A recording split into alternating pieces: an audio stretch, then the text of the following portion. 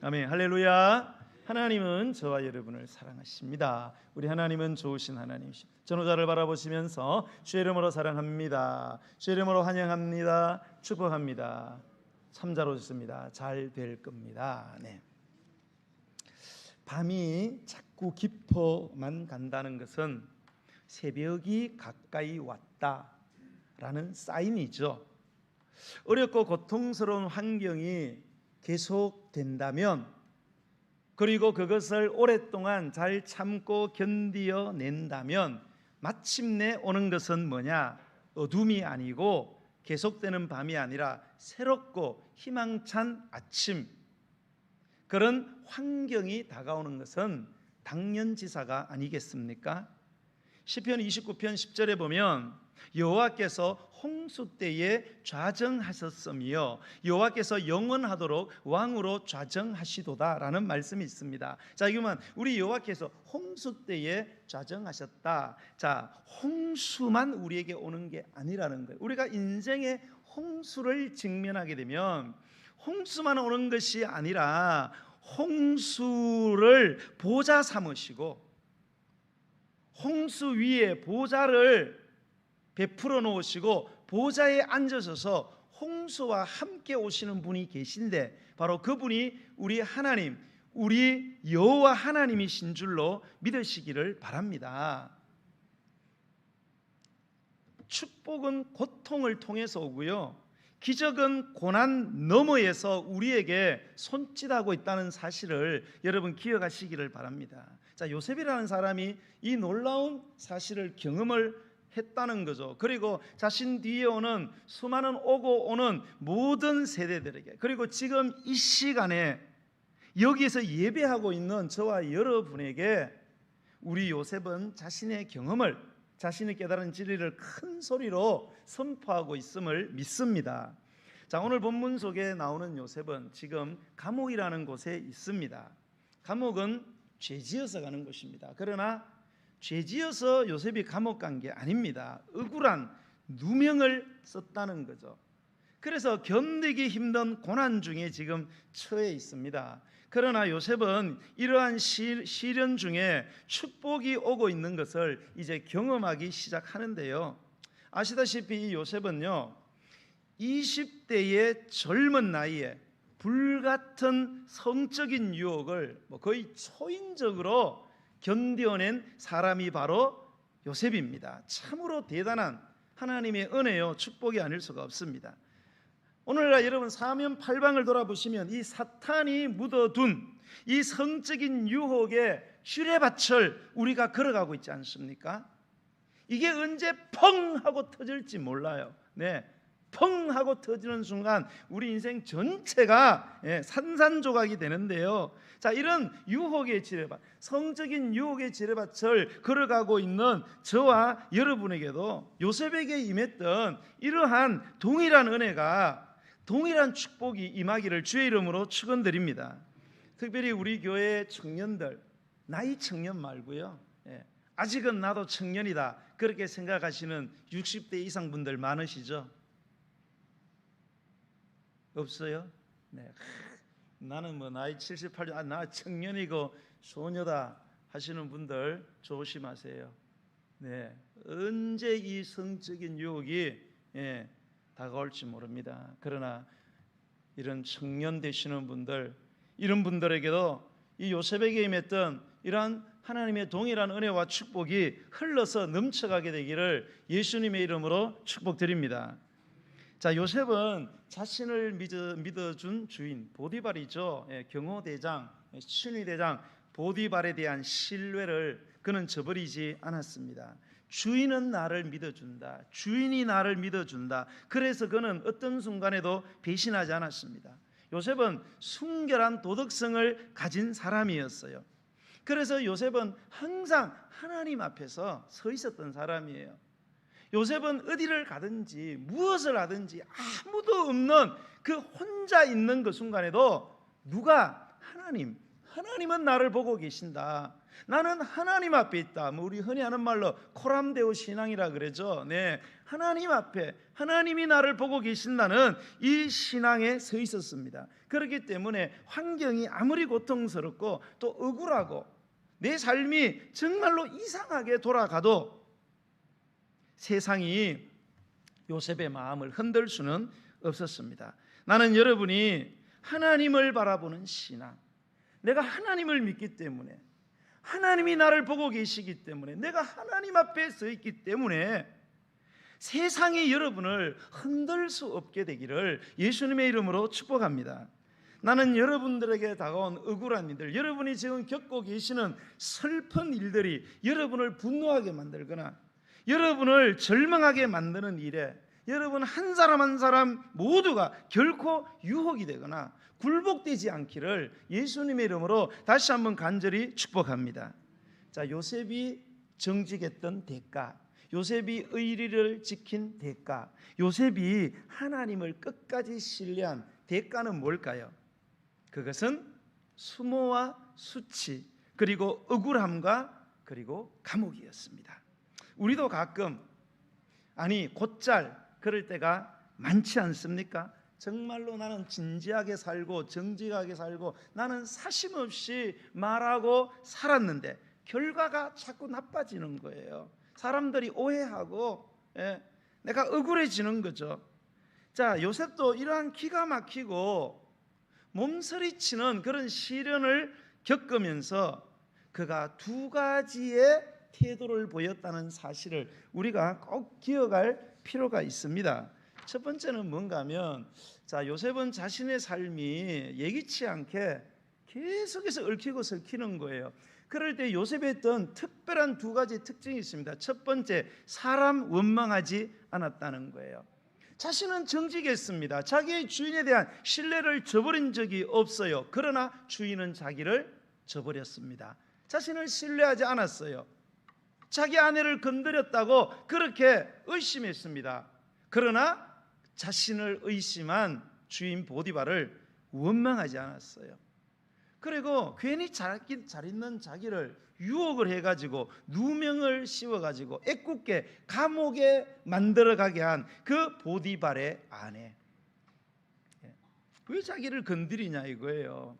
자기가 무슨 윙크를 한 것도 아닌데 괜히 잘 있는 사람 건드려서 유혹해가지고 누명 덮어 씌워가지고 보낸 그 보디발의 아내를 원망하지 않았어요. 주인 보디발에게 주인님 아닙니다. 나는 신의를 지켰습니다. 제 여자가 불륜녀입니다.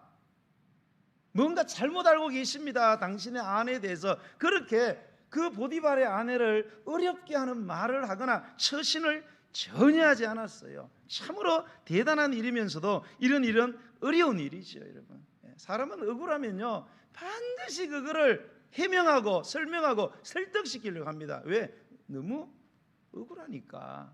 여러분, 우리 예수님을 보세요. 예수님은 십자가에 못을 박히시면서까지도 자기를 못 박는 자들, 자기를 죽이는 자들을 원망하지 않으셨어요. 오히려 그들을 위해서요 용서의 기도를 드렸습니다. 그 예수님의 모습은 정말로 우리에게 감동을 넘어서 나도 저렇게 살아야지, 할렐루야, 나도 저렇게 살아야지, 나를 죽이려는 자들을 향해서 원망하거나 불평하거나 저주하지 않았어요. 그냥 막 십자가 막 확 뜯어버리고 한번 썰어 제끼고 올라가서 죽어도 되는데 우리 주님은 다 참으시고, 아버지 모르니까 저러지요, 알고 설마 저러겠습니까?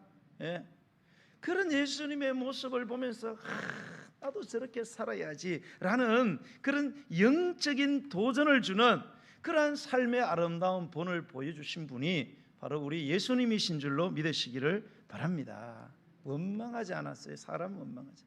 두 번째로 요셉은 하나님 원망하지 않았다는 거예요. 야, 하나님이 어떻게 나한테 이럴 수 있냐, 내가 하나님 앞에서 한 일이 얼마나 많은데 하나님은 이런 식으로 나한테 보상하시나? 라고 요셉이 말하지 않았다는 거예요.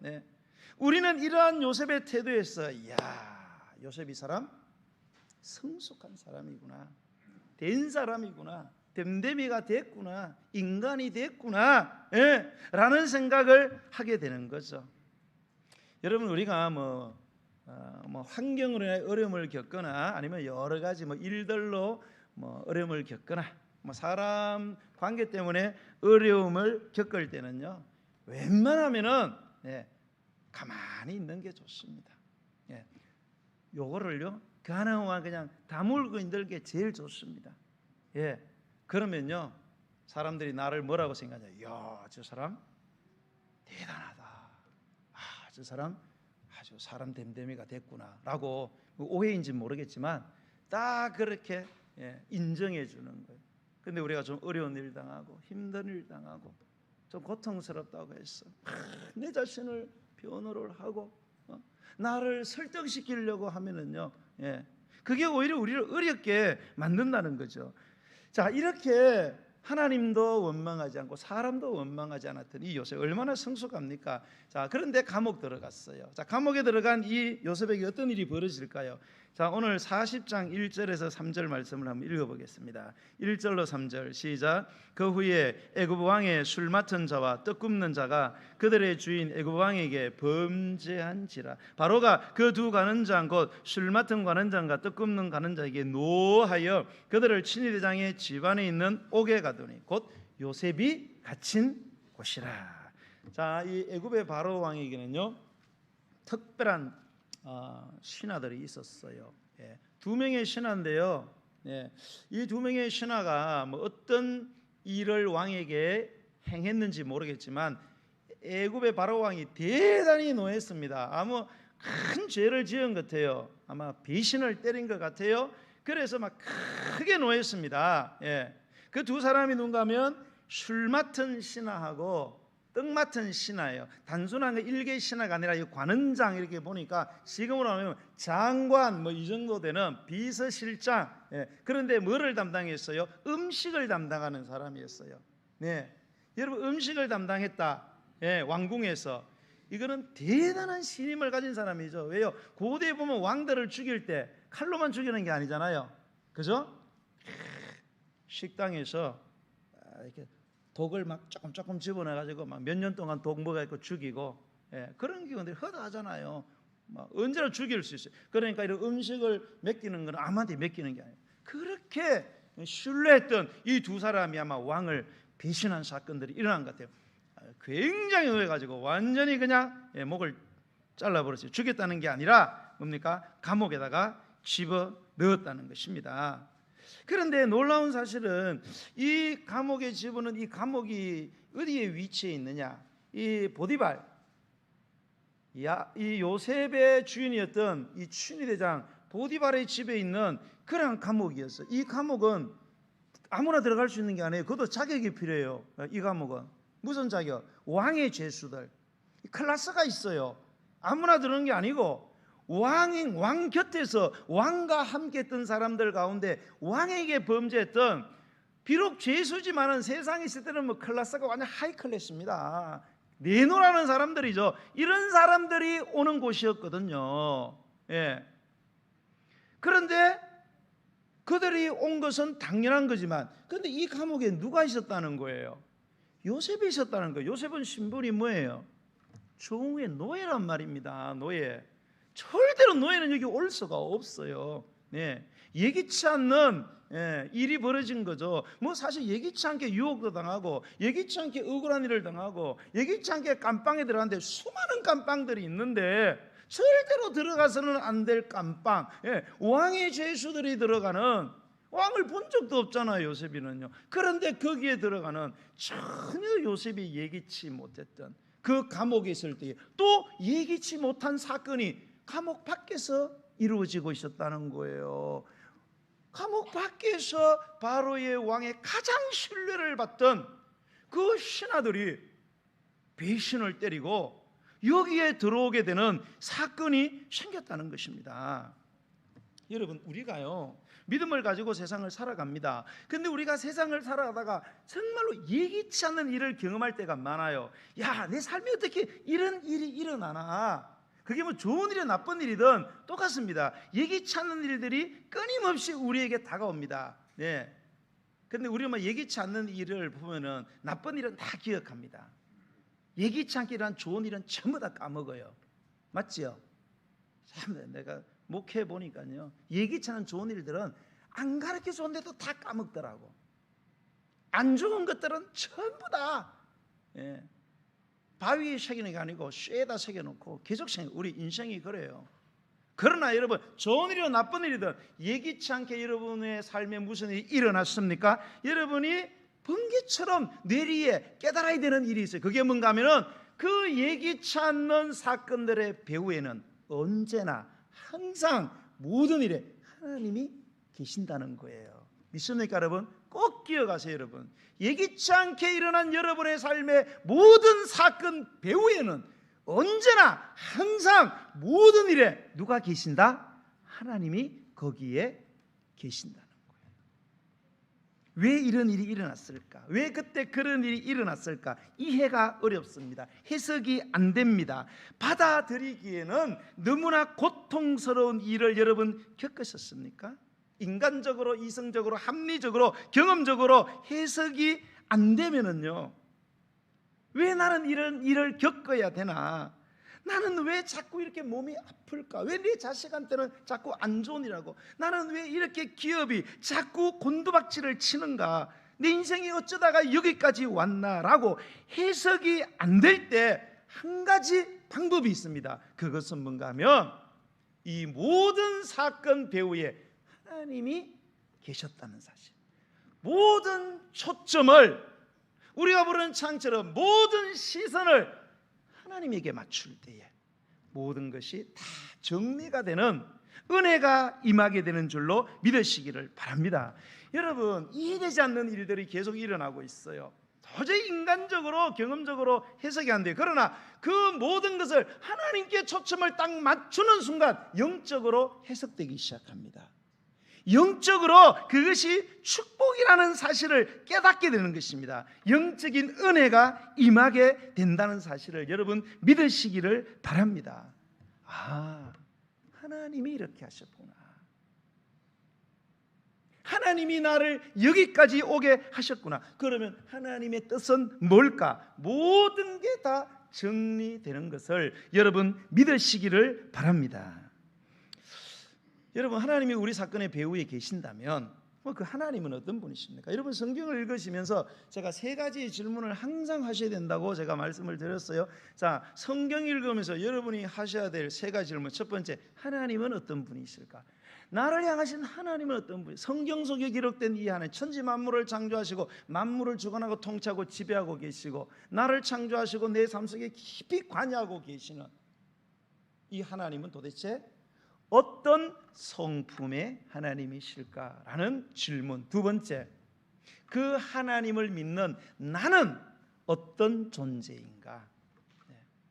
세 번째, 그러면 나는 그 하나님 앞에서 어떻게 살 것인가라는 세 가지 질문을 여러분 꼭 하셔야 합니다. 가장 중요한 질문은 내가 믿는 하나님은 도대체 어떤 성품의 하나님이시냐? 이것이 가장 중요합니다.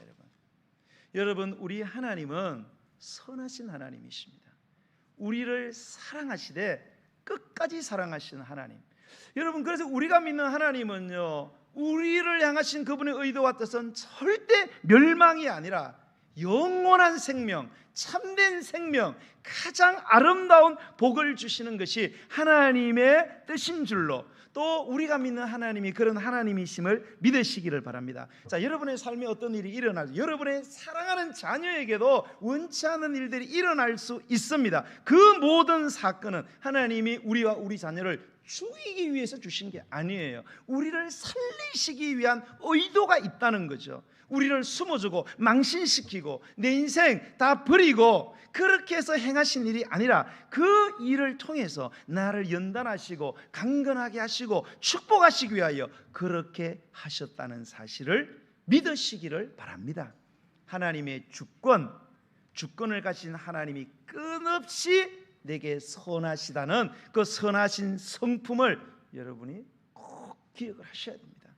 이거를 놓치는 순간 우리 인생 전체가 파투가 납니다. 갈등이 시작이 되는 거예요. 정리가 안 돼요. 절대로 정리가 안 됩니다. 내가 왜 이런 인생을 살아야 돼? 내가 뭘 그렇게 잘못했는데? 아니에요, 여러분. 하나님이 하셨습니다. 성경에 하나님은 빛도 창조하시고 어둠도 지으시고 평안도 창조하시고 환난도 지으신 분이에요. 다 여호와가 하신다고 했어요. 그 여호와는 누구십니까? 선하신 여호와 하나님, 우리의 아빠 아버지, 아들까지 주셔서 우리를 살리시려고 하는 바로 그분이 내가 여러분이 믿는 하나님이신 줄로 믿으시기를 바랍니다. 자, 이 큰 믿음의 전제, 이 대원칙을 이해를 하셔야 합니다. 이 원칙을 믿으십시오. 여러분, 이 원칙이 여러분의 뇌리 속에서, 마음에서 이해가 될 때, 이 진리가 내 심장 속에서 믿어지게 될 때, 무슨 일을 만나든지 어떤 일을 당하든지 우리의 고난은 결국 유익이 되고 내게 축복이 된다는 하나님의 약속의 말씀이 비로소 내 마음 속에서 활성화되기 시작합니다. 그리고 결국은 내 삶에 나타난다는 사실을 믿으시기를 주의 이름으로 축복합니다. 로마서 8장 28절은 우리에게 약속하고 있습니다. 우리가 알거니와 하나님을 사랑하는 자, 여러분 하나님 사랑하시잖아요. 꼭 그의 뜻대로 부르심을 입은 자들에게는 모든 것이 합력하여 선을 이루느니라. 할렐루야. 여러분이 정말 하나님을 사랑해 보세요. 그러면 여러분은 틀림없이 하나님이 여러분을 먼저 불러주셨기 때문입니다. 여러분의 삶에 어떤 일이 일어나도 여러분 두려워하실 필요가 전혀 없습니다. 시간 낭비예요. 결국은 합력하여 우리의 이성과 상상을 완전히 초월하여 신비적으로 우리의 좋고 나쁜 일들을 다 결합을 시키고 융합을 시켜서 상상도 할 수 없는 결말, 선한 결말을, 내게 유익하게 하시는 결말을 내신다는 약속의 말씀을 믿으시기를 축복합니다. 자, 우리가 1절 3절에서요 놓치지 말아야 할 또 놀라운 사실이 있는데요, 그게 뭔가 하면은 요셉이 지금 감옥 갔잖아요. 감옥. 이게 신나는 일이, 유쾌한 일이 아니잖아요. 그 당한 일이, 그 간 곳이 즐거운 곳이, 소풍 간 곳이 아니에요. 경치 좋은 것이 아닙니다. 뭐 이렇게 훌륭한 사람들이 있는 데가 아니에요. 그러나 그러한 감옥이요 꼭 나쁘지만은 않다는 사실을 꼭 기억하셔야 됩니다. 여러분, 오늘날 이게 우리가 큰 착각과 그리고 우리가 기만을 당하는 게 있어요. 그게 뭔가 하면 힘들고 어렵고 고통스럽고 눈물 나는 것은 뭐냐, 좋은 것이 아니라는, 이걸 등식화시키는 이러한 잘못된 이 사탄의 진리에 너무나 많은 사람들이, 예수님을 믿는 사람들도 힘들고 불편하고 돈 들어가고 이런 것들은, 눈물 나고 이런 것들은 좋지 못하다는, 이거는 우리가 반겨서는 안 될, 가능하면 피해야 되는 일이라는 이러한 사탄의 거짓말에 쏟고 있다는 거예요. 그래서 수많은 사람들이 신앙생활 하면서 신앙생활이 힘들어, 신앙생활 하는데도 너무 고통스러워, 신앙생활 하는데도 일이 꼬이고 또 꼬여, 더 꼬여. 어떨 때 보면은 그러면 이거는 아니구나, 이렇게 생각을 한다는 거죠. 그래서 신앙을 포기하는 사람도 굉장히 많습니다. 여러분, 그렇지 않습니다. 여러분 가만히 보세요. 여러분의 삶을 들여다보세요. 여러분이 힘들어했던 거, 여러분이 어려워했던 거, 여러분이 돈을 투자하고 시간을 투자하고 여러분의 재능을 투자해서 얻고 소유한 것들이 어떤 것들입니까? 허무한 것들이에요? 쓸모없는 것들입니까? 아닙니다. 그것이야말로 가장 소중한 거였어요. 그렇지 않습니까? 그 대표적인 게 자녀가 아니겠어요, 여러분? 여러분, 자녀를 기를 때 힘들었어요, 편했어요? 돈 들어갔어요, 돈이 되던가, 여러분? 여러분, 자녀를 키우는데 여러분 두 팔 뻗고 두 발 벌리고 편하게 산 날이 얼마나 많았습니까? 아니잖아요. 더 힘들고 걱정하고 조만한 사고 나면은 더 마음 아파하고 그러면서 길러낸 게 자식 아니에요. 그래, 자식이 귀한 거예요, 여러분. 자식을 아무나 막 키워보세요. 네 멋대로 살아라, 나는 내 멋대로 산다. 그러면 자식은 전부 다 논팽이 됩니다. 다 깜빵에 들어가요. 그러면 고생하고 힘들었기 때문에 자식들이 자라는 거예요. 그런데 왜 우리는 하나님을 믿으면서 세상을 살아가면서 힘들고 어렵고 눈물 나는 일들을 왜 자꾸 피하려고만 하는지, 여러분, 이거는 사탄의 여러분 기만입니다. 기만. 여러분, 힘든 거를 자처하세요. 어려운 거를 자처하세요. 그래서 제가 금요 기도 때 제가 말씀드렸나? 우리 한국 교인들이요, 이 설교를 좋아하는 패턴이 있어요. 제일 좋아하는 설교, 뭔 설교 제일 좋아하느냐? 100명이면 100명 다 좋아한다는 설교, 위로의 설교. 위로의 설교는 100이면 100 다 좋아한대. 한 명도 안 싫어한대요. 두 번째 좋아하는 설교, 사랑 설교. 사랑 설교 90% 좋아한대요. 사랑 설교 한 사람은 싫다네. 사랑의 쓴맛을 본 사람이지. 세 번째 좋아하는 설교, 축복 설교. 축복 설교. 80%가 좋아한대요. 10명 가운데 8명이. 그 2명은 왜 싫어하나? 받은 축복 달랄까 봐 걱정이 되는 것이. 그런데 놀라운 사실은 이게 팍팍팍 떨어져 가지고 뭔 설교? 회개 설교하면은 몇 프로잖아요? 30%만 좋아한대요. 10명 가운데 7명은 싫다는 거예요. 회개 설교하면 회개하라 천국이 가까이 온다는데 회개를 싫어해요. 회개해야 천국이 오는데 회개를 싫어하는 거예요. 제일 싫어하는 설교 뭔지 아세요? 헌신 설교면 헌신 설교. 헌신해라, 헌금해라. 이 설교 제일 싫어요. 10%입니다. 10%. 10분의 1이야. 10명 가운데 한 사람만 헌신 설교 좋아한다는 거예요. 9명은 싫다는 거예요. 헌신하라 자꾸 이야기하지 말라는 거예요. 왜요? 헌신이 곧 축복의 지름길이라는 사실을 망각했기 때문이에요. 여러분, 헌신했기 때문에 소중한 것을 얻었잖아요. 헌신했기 때문에 여러분 정말로 귀한 인생을 살아가고 있잖아요. 그 사람이. 안 그래요 여러분? 근데 헌신을 싫어해 사람들이. 이건 사탄의 계략입니다 여러분. 정신을 떠서 영안이 열리기를 주의 이름으로 축복합니다. 여러분, 감옥은 다 누구나 가기 싫어합니다. 그러나 가기 싫다고 그곳이 다 나쁜 것은 아니에요 여러분. 감옥은 인생의 밑바닥이라고 생각하면 돼요. 그러나 요셉에게 있어 그 감옥은요 다 나쁜 것이 아니었어요. 환경은 불편한 건 맞지요. 그러나 그것이 요셉에게 나쁘지만은 않은 이유는 그 감옥이 계기가 되었다는 거예요. 감옥이 계기가 되어서 요셉의 인생이 상상할 수 없는 자리까지 올라가는 계기가 바로 감옥에서 시작되었다. 할렐루야. 감옥에서 요셉의 영광의 길이 열리는 계기가 시작이 거기서 시작되었다는 거예요. 다 가기 싫어하는 그 감옥에서. 여러분, 만약에 이거 시간의 테이프를 뒤로 돌려가지고 보디발 아내가 유혹을 안 했어. 억울한 누명도 안 썼어. 그때면 가정 총무잖아요. 보디발 다음이에요. 종으로서. 어떻게 보면은 보디발에게 잘 보여가지고 이제 종의 멍에를 벗고 관직에 나갈 수도 있습니다. 워낙 똑똑하니까 하나님 함께 해가지고. 그런데 그렇게 하지 않고 이 누명을 썼단 말이에요. 근데 누명을 안 썼다고 생각해 보세요. 그러면 감옥에를 안 갔겠죠. 자, 감옥에를 안 가게 되었다면 과연 이 요셉이 애굽 왕을 만날 기회가 있었을까? 애굽 왕에게 접근할 수 있는 기회가 있었을까? 자, 더 중요한 건 뭔가 하면 요셉이 총리에 올라가잖아요. 여러분, 우리가 지금 뭐 돈 같은 거 돈을 버는 거는 열심히만 법니다. 그러나 번 돈도 중요하지만 번 돈을 관리하는 것은 더 중요합니다. 그렇지 않습니까? 많은 연예인들이 높은 자리까지 갔다가 하루아침에 몰락하는 거 많이 보셨죠? 왜요? 자기 관리에 실패했어요. 자기 관리 못하면, 관리할 수 있는 능력이 없으면은 그 사람은 진정한 능력이 없는 거예요. 자격이 없는 거예요. 그래서 뭐예요? 실수하고 이래가지고 막 깜빵으로 가고 완전히 TV에서 사라지잖아요.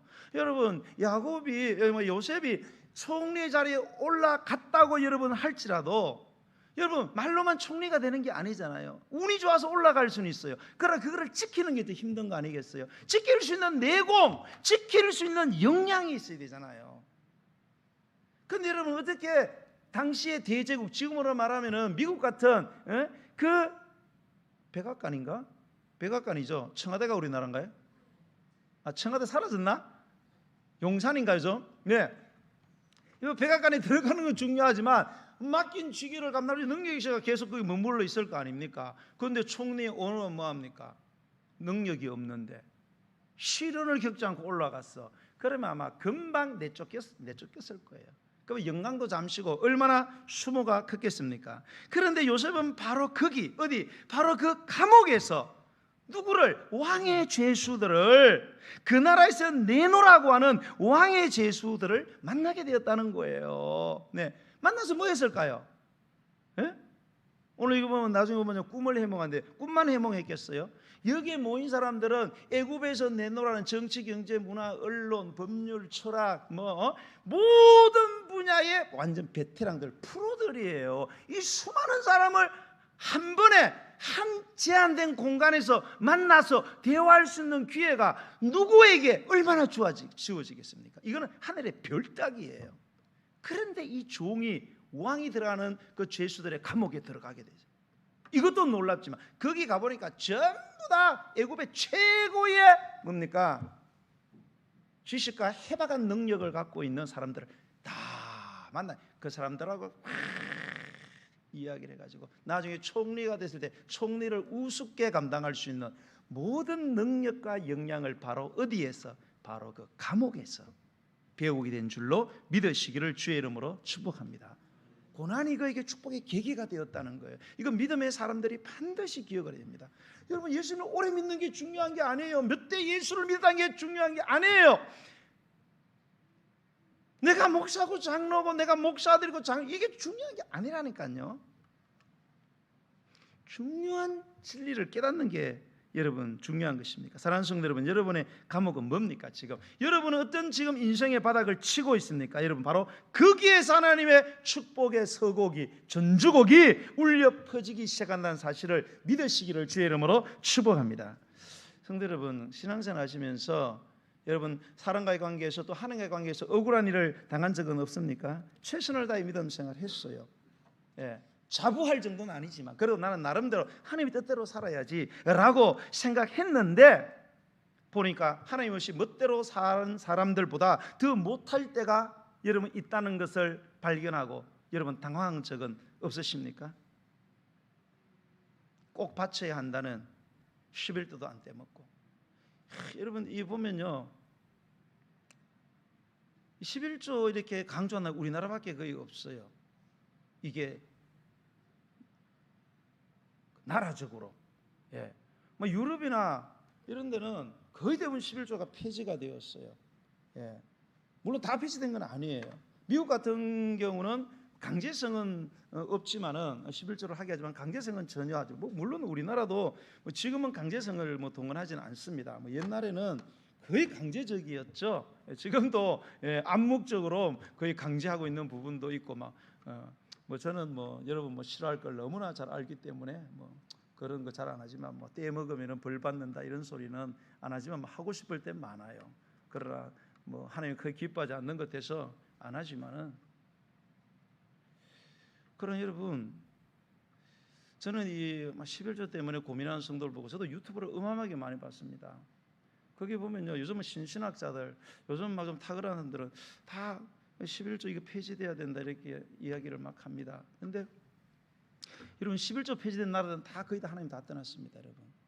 예. 여러분 유럽 구라파 하나님 다 떠났습니다. 하나님 없어요. 다시 선교사 파송하잖아요. 자기 멋대로 삽니다. 온갖 상상할 수 없는 제약들이 다 거기서 나옵니다, 여러분. 예. 뭐 여러분도 하나님 떠나고 싶으면 그렇게 하시든지. 여러분 하나님의 나라는 민주주의가 아니에요. 숫자 가지고 숫자가 대빵이 아니에요, 여러분. 민주주의는 손들어 가지고 다수가 곧 진리가 됩니다. 하나님의 나라는 다수가 진리가 되는 게 아니에요, 여러분. 하나님이 정하시는 거예요. 여러분 부활을 믿습니까? 말로만 믿잖아요. 본 적 있어요?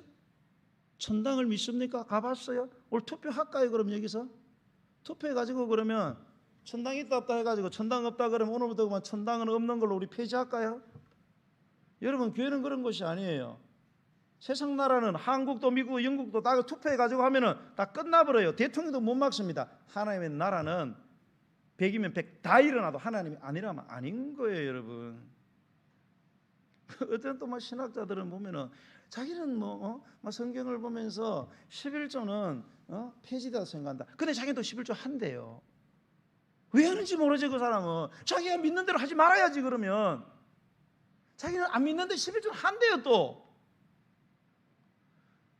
희한한 사람도 다 있네 진짜. 예. 어쨌든 11조 하나 떼먹고 먼저 떼어놓고 하나님께 바치고 성경도 읽고 거룩하게 살았어요. 그럼에도 불구하고 하나님 일이 술술 풀려야 되는데 얽히고 설킵니다. 왜 하나님은 내 인생에 왜 이렇게 나 피곤하게 하시냐? 교회 발을 잘못 담갔나 보다. 여러분 그런 경험이 있잖아요. 여러분 이럴 때 여러분의 마음에 어떤 마음이 드세요? 속상하지 않나요? 짜증 안 나십니까? 섭섭하지 않나요? 왠지 하나님께 속은 것 같다. 내가 손해본 느낌이 들지 않습니까, 여러분? 되게 이럴 때 사람들이요 3가지 반응을 일으킵니다. 첫 번째는 뭐니까 반항합니다. 하나님이 나한테 이런 식으로 대할 수 없지. 이건 너무하신 거지. 그리고 더 악해지는 거예요.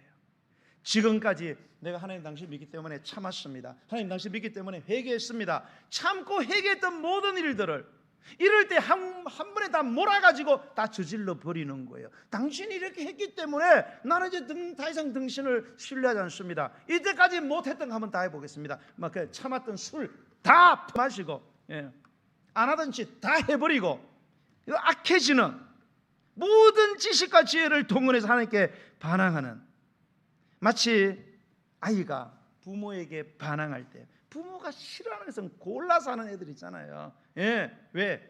억울하다는 거죠. 자, 두 번째로 나타나는 반응, 억울함의 반응을 하나님께 거절당했다고 생각해가지고요. 자기 연민을 느끼고 자기 인생을 체념하는 사람, 세상에 나같이 불쌍한 사람이 어디 있냐 이거예요. 내가 봐도 내가 너무 내가 하나님 믿어서 내가 봐도 내가 너무 불쌍하다는 거예요. 그러면 그렇지 나 같은 놈이 잘 될 리가 없지. 나는 원래 이런 놈이야. 그리고 방으로 들어갑니다. 그리고 안 나와. 먹지도 않아. 뭐 돈 줄고 좋지 뭐. 쓰는 거 줄고. 씻지도 않아. 완전히 죽기로 작정한 엘리야처럼 하나님 배째세요. 나 이제 더 이상 못합니다.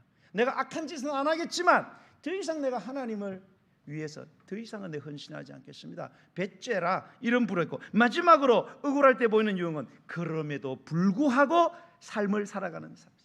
나처럼 억울하고 나처럼 자기 연민에 충분히 빠져들 수 있는 상황인데도 그 상황을 통해서 그럼에도 불구하고 믿음이 더 좋아지는 사람이 있더라는 거예요. 더 소망의 사람으로 변화되는 사람이 있더라는 거예요. 더 헌신의 사람으로 결단하는 사람이 있더라는 거예요. 엘리야는 하나님 나밖에 안 남았습니다. 뭡니까? 자기 연민이죠.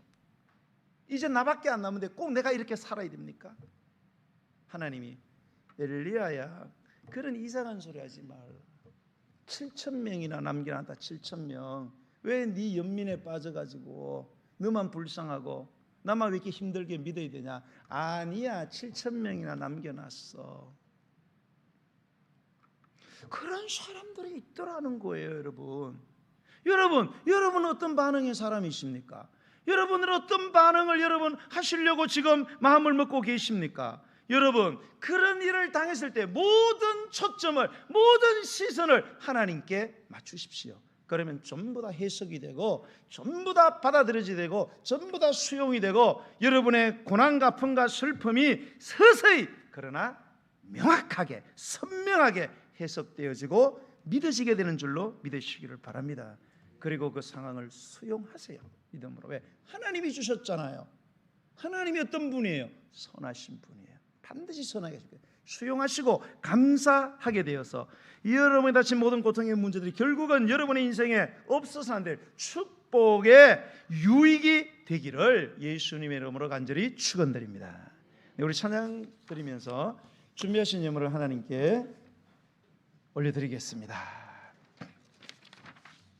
내 모든 시험 무거운 짐을 예수님 앞에 아뢰십시오.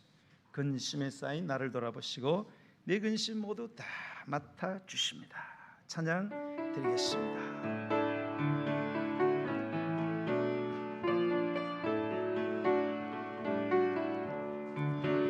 내 모든 시험 무거운 짐을 주 예수 앞에 아뢰이면 근심에 쌓인 날 돌아보사 내 근심 모두 맡으시네. 무거운 짐을 나 홀로 지고 견디다 못해 쓰러질 때 불쌍히 여겨 구원해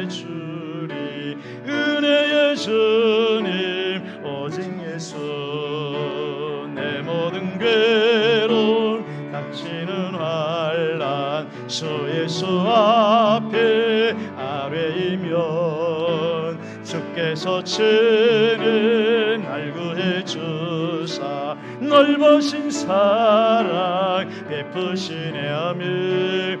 무거운 짐을 나 홀로 지고 견디다 못해 쓰러질 때 불쌍히 여겨 구원해 주리 은혜의 주님 오직 예수.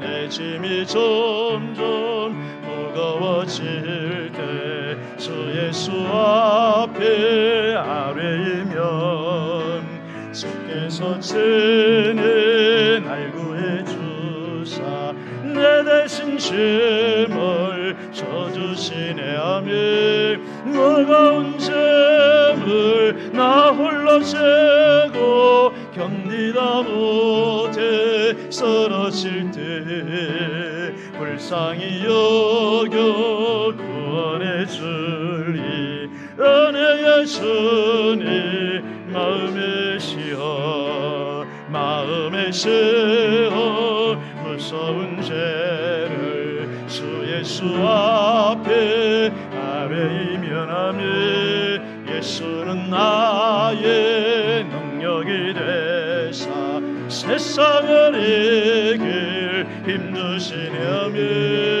무거운 짐을 나 홀로 지고 견디다 못해 쓰러질 때 불쌍히 여겨 구원해 주리 은혜의 주님 무거운 짐을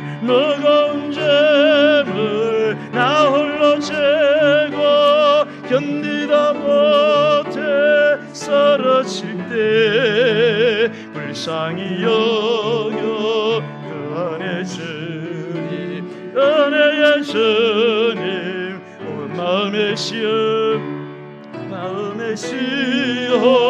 무서운 죄를 주 예수 앞에 아뢰. 예수는 나의 능력 예수는 나의 능력이 되사 세상을 이길 힘주시네.